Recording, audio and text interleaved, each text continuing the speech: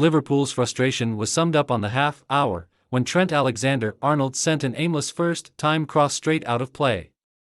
Skipper Jordan Henderson threw down both his arms at another opportunity squandered by the visitors, in what amounted to an uncharacteristically sloppy performance from Jurgen Klopp's side.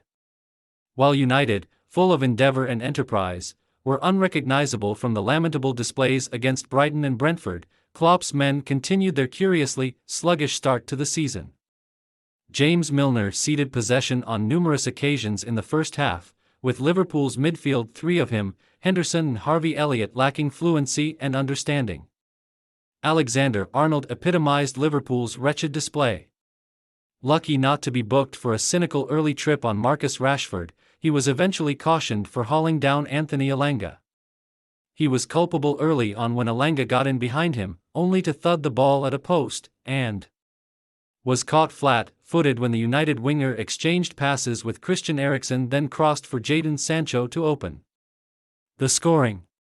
For all his assists and occasional goal threat, Alexander-Arnold remains a liability defensively, and it was clear from the start United had targeted him as Liverpool's weak link down their right.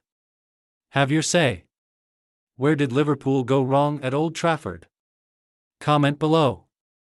Elanga, brought into the starting line up in place of the benched Cristiano Ronaldo, tormented Alexander-Arnold early on with his pace and direct running, turning the England man inside out.